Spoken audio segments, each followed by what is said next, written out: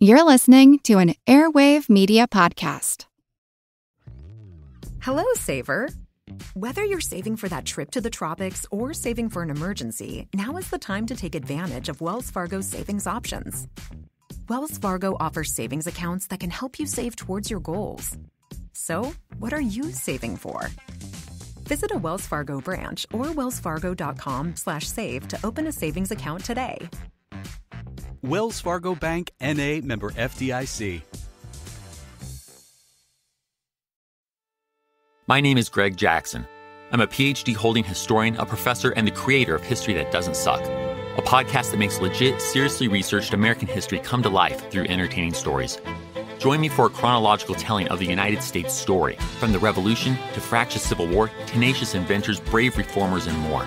With more than 100 episodes, you can already binge listen your way from 1776 to the early 20th century.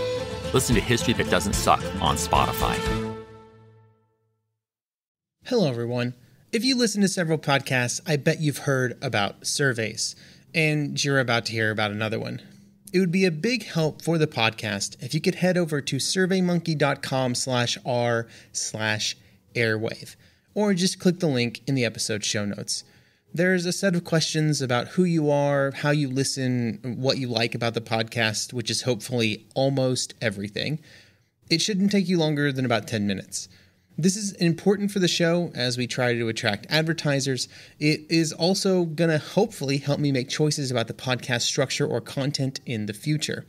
So if you take your time to fill out the survey over at surveymonkey.com/r/airwave, you would have my eternal thanks.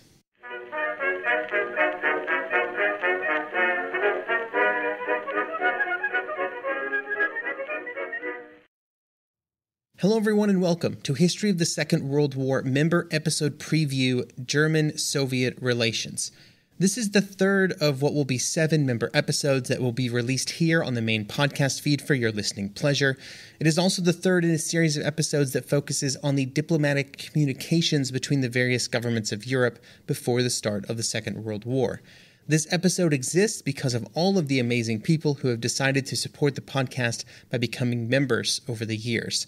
As a reminder, this is part of a 7-week break of new mainline podcast episodes as I take a bit of a break and prepare for Season 3, which will begin in mid-April 2023. For more information on the podcast schedule for the rest of 2023, check out the link in the show notes.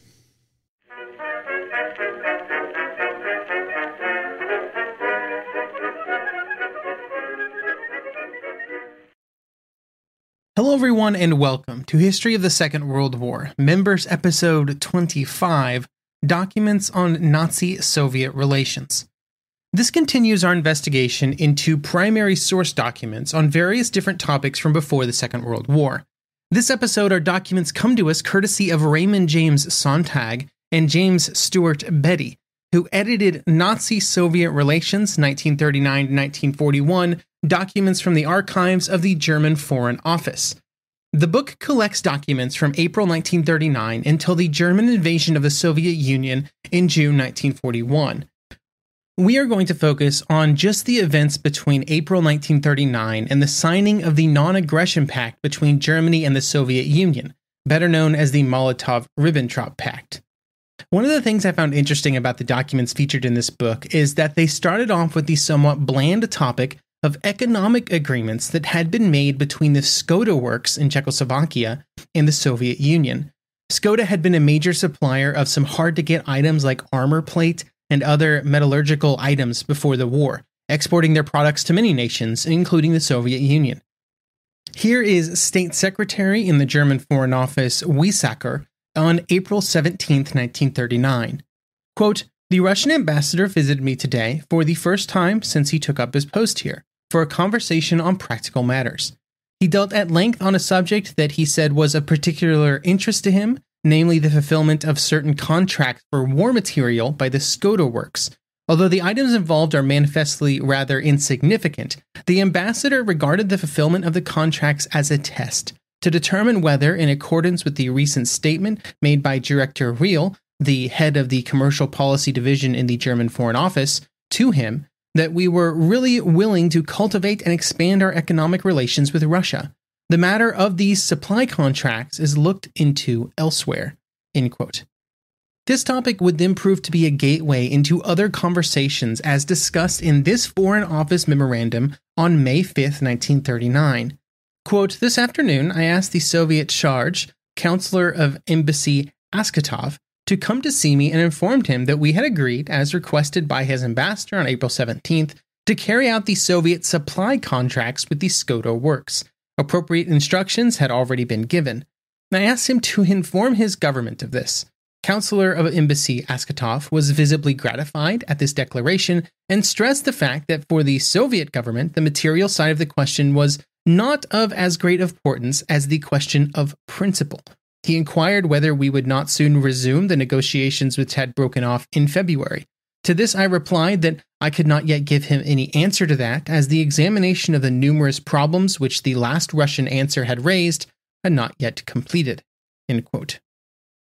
After the more mundane topics of trade relations were sorted out, the two governments would go on a lengthy series of conversations as they slowly circled around coming to some kind of agreement. On June 29th, the German ambassador in the Soviet Union, Schulenburg, would say, quote, "I described to Molotov the impression which I had gained from talk with influential personalities in Berlin, particularly with the Reich foreign minister. I pointed out that we would welcome a normalization of the relations between Germany and Soviet Union, as the state secretary had stated to the Soviet charge in Berlin. For this, we had furnished a number of proofs, such as reserve in the German press, conclusion of the non-aggression treaties with the Baltic countries, and desire for resumption of economic negotiations. From all this, it was evident that Germany did not have any bad intentions towards the Soviet Union, particularly since the Berlin Treaty was still in force. We, on the German side, would continue to take advantage of any opportunity to prove our goodwill. However, we had no answer from the Soviet Union as to the question of what Molotov meant in his last conversation with me by, quote, the creation of a new basis of our relationship. We also objected to the attitude of the Soviet press. My impression is that the Soviet government is greatly interested in knowing our political views and in maintaining contact with us, although a strong distrust was evident in everything that Molotov said. Nevertheless, he described normalization of relations with Germany as desirable and possible. End quote. Then he would provide another update on this same topic on August 4th. Molotov answered point by point at some length. He stated that the Soviet government had always desired the conclusion of an economic agreement, and if a like desire existed on the German side, he considered the prospects for realization of an economic agreement to be entirely favorable. As far as the attitude of the Soviet press was concerned, he considered our reproaches, with some exceptions, unjustified.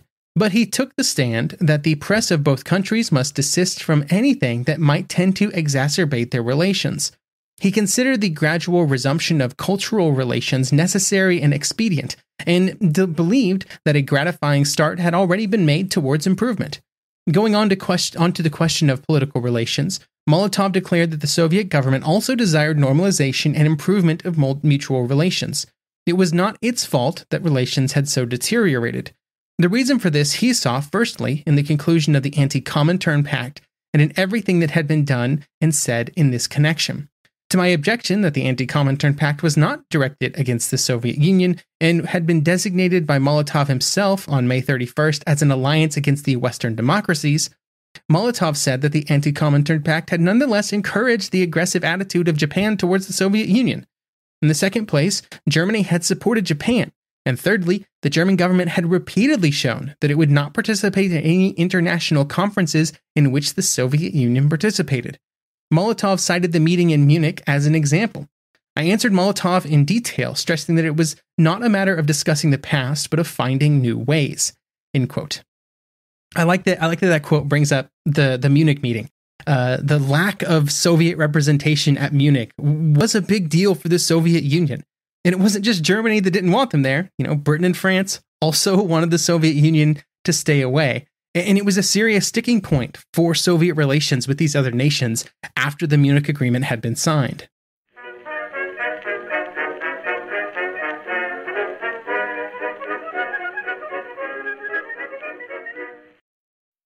Fargo, the new virtual assistant from Wells Fargo, makes banking faster and easier.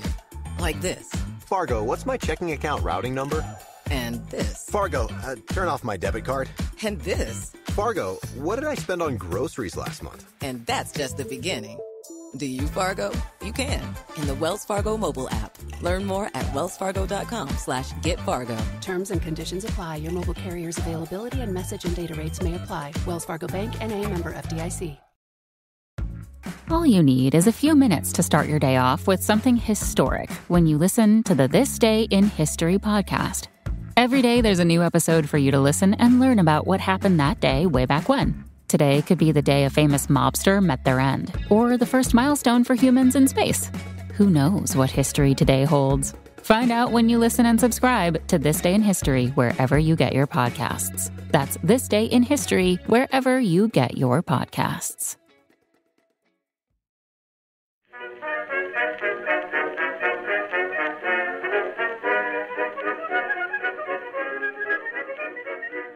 Now, of course, as the summer kind of was coming to an end and we moved into August 1939, we are weeks before the start of the war. The Germans know they're about to start a war. And so the German Foreign Office, trying to determine Soviet views on relations with Germany, primarily through conversations with the Soviet charge d'affaires in Berlin, Askatov.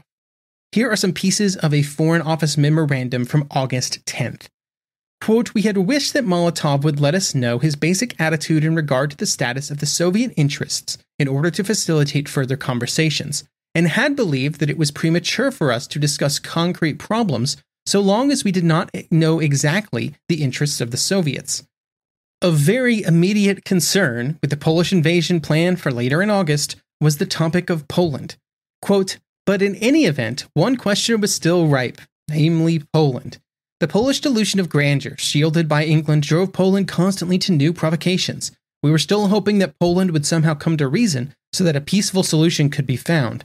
Failing this, it was possible that, against our will and against our desires, a solution by force of arms would have to take place.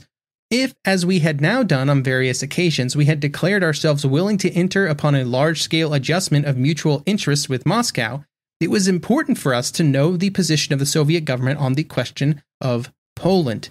End quote. But there was also some concern that after the Germans were very clear about their intentions, there would be some kind of military agreement reached between Moscow, London, and Paris, for which conversations were known to be occurring in Moscow at this very moment. What the Germans did not know is that the three nations were very far apart, mostly due to there being some hesitancy in the British and French governments, and the Soviet government very clearly feeling that hesitancy. But this friction was not known in Berlin, and so the memorandum would continue, quote, "These were therefore questions that were of interest to us at this stage of our conversation, and upon them depended, after all, the prospects of achieving a Soviet-German understanding.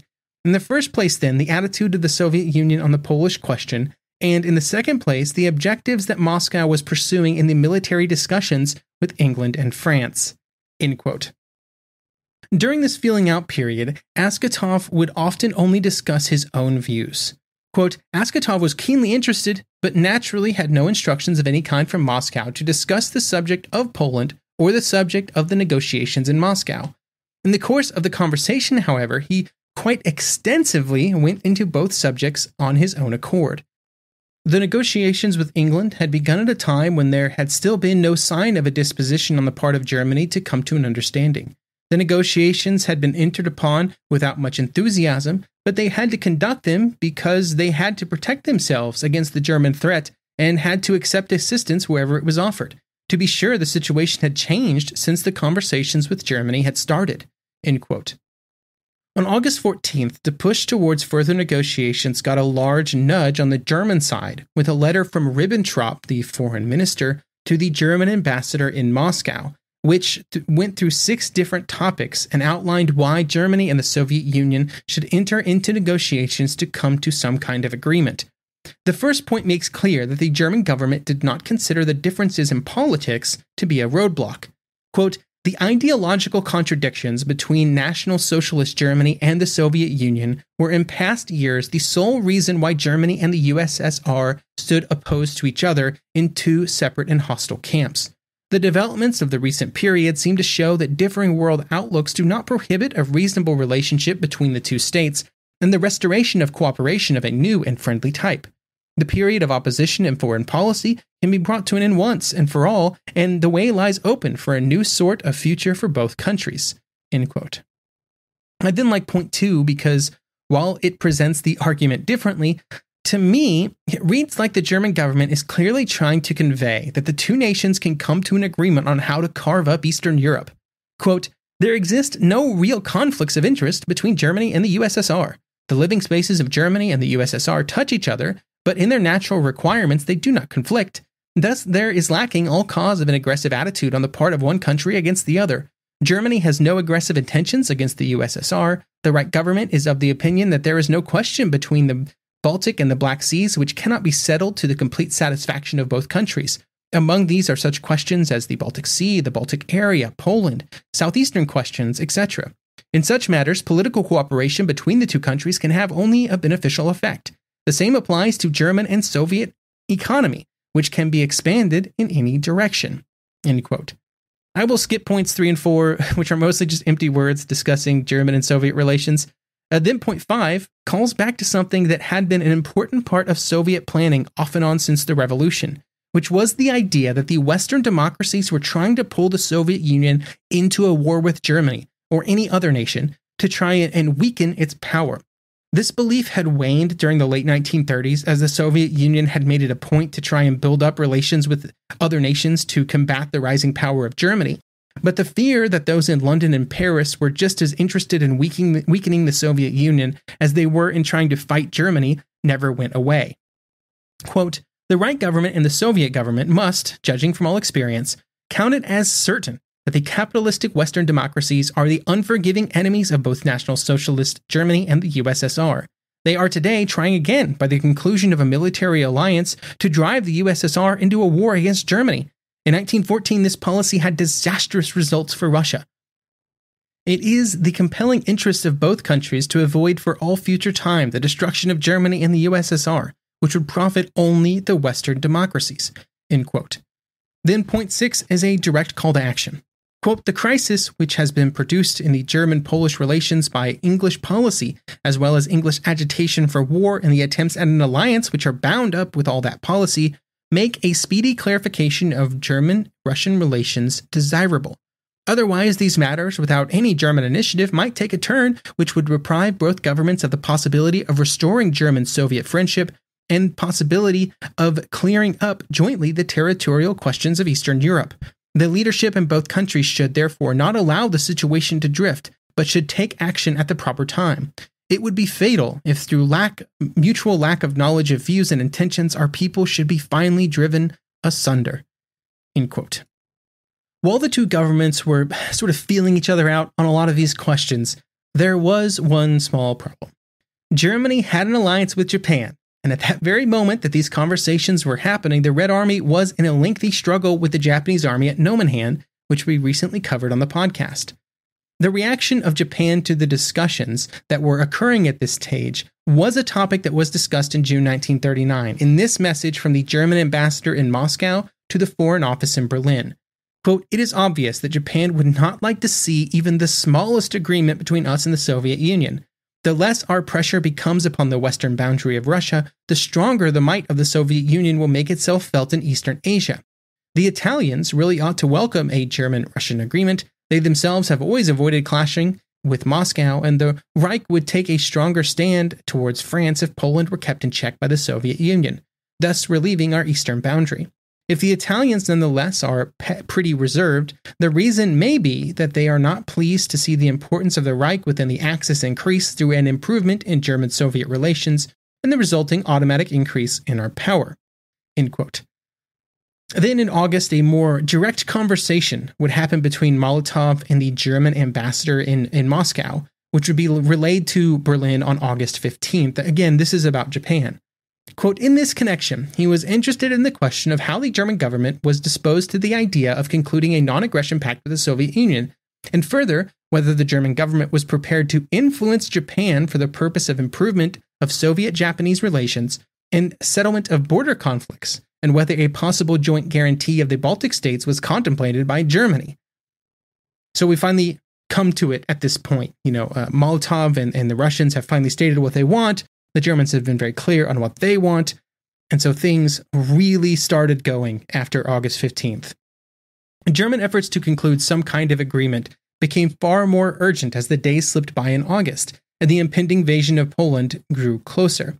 To try and move things along as quickly as possible, the proposal would be made on August 16th for Ribbentrop himself to fly to Moscow the next day, with the German ambassador in Moscow being told, quote, "The Führer is of the opinion that, in view of the present situation and of the possibility of the occurrence any day of serious incidents, please at this point explain to Herr Molotov that Germany is determined not to endure Polish provocation indefinitely.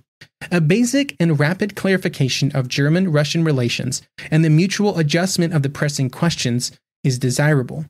For these reasons, the Reich Foreign Minister declares that he is prepared to come by plane to Moscow at any time after Friday, August 18th, to deal on the basis of full powers from the Führer with the entire complex of German-Russian questions, and if the occasion arises, to sign the appropriate treaties." End quote. This was not necessarily the typical way that these kinds of agreements were reached, with lengthy discussions often happening before people like foreign ministers got involved, but the Germans were pressed for time. In this case, it was actually the perfect suggestion, though, if only because the British and French had done the exact opposite, as outlined in this note from the German ambassador back to Berlin on August 18th. Quote, "With regard to the proposed trip of the Reich Foreign Minister to Moscow, he declared that the Soviet Union was very gratified by this proposal, since the dispatch of such a distinguished public figure and statesman emphasized the earnestness of the intentions of the German government. This stood in noteworthy contrast to England, who, in the person of Strang, had sent only an official of the second class to Moscow.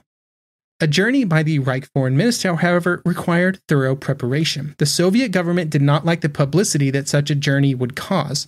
They preferred that practical work be accomplished without so much ceremony.